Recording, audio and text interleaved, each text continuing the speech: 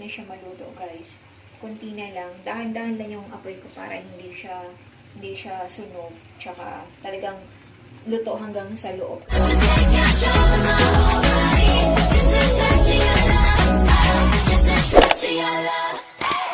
Hello everyone! Welcome back to my YouTube channel. It's me again, Ghie.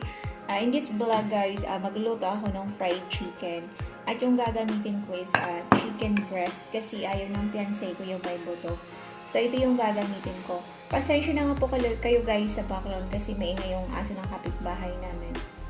So, ito yung mga ingredients na gagamitin ko. 2 eggs, garlic, salt, tsaka, ito kasing garlic, parang medyo na siya, medyo matigas na. So, ito yung gagamitin kong garlic.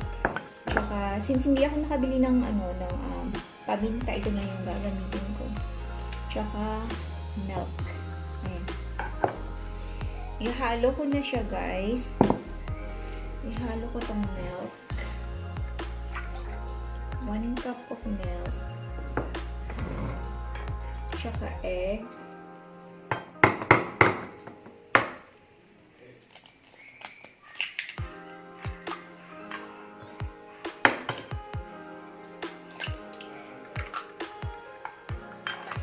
Tsaka lalagay ko itong bawang. Tsaka asin. Salt. Hindi parang. Tsaka ilalagay ko na rin yung paminta or black pepper. Tsaka lagyan ko rin siya ng konting magic sarap.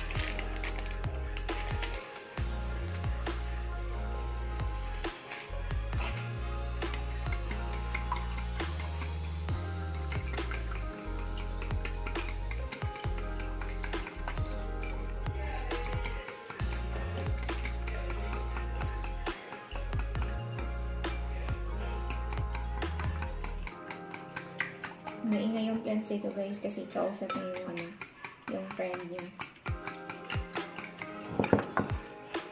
So, ayun, okay na siya guys. Ilalagay ko na yung aking chicken breast.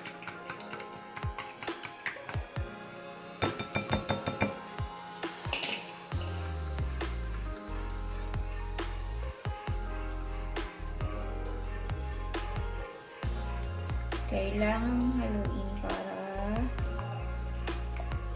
pantay. Tsaka para mag-absorb yung lasa.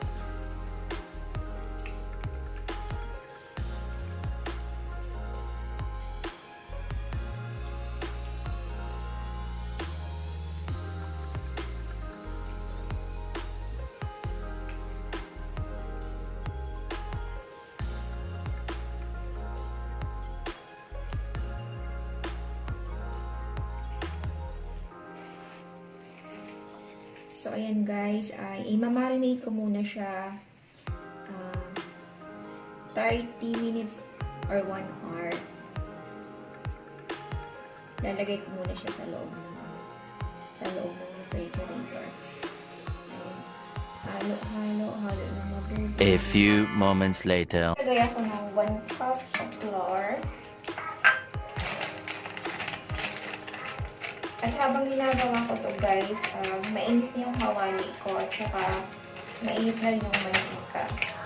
Kung makikita nyo guys, patay na yung apoy. Kasi pinatay ko pala. Pero binuksan ko to kanina, mahina lang yung apoy. Para hindi masunog yung aking fried chicken. So ayun, gagamit ako ng 1 cup of flour. At ilalagay ko na yung aking chicken breast.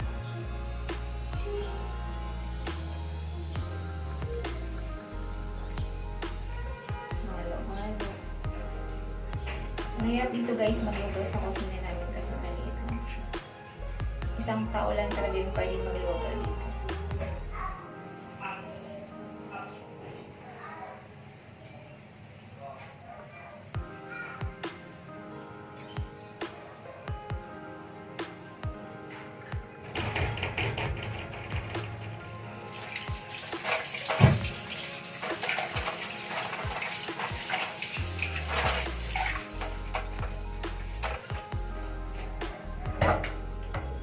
At mainit na yung aking mantika. Lalagay ko na yung aking chicken breast.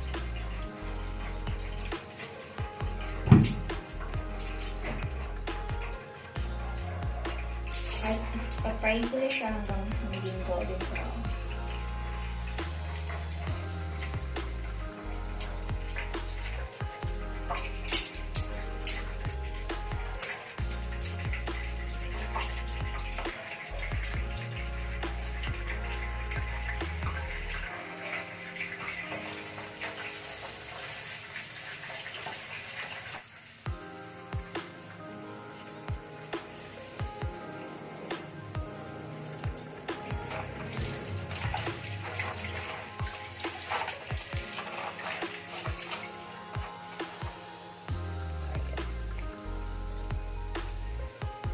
Tatakpan ko muna siya guys at babalikan ko na lang mamaya.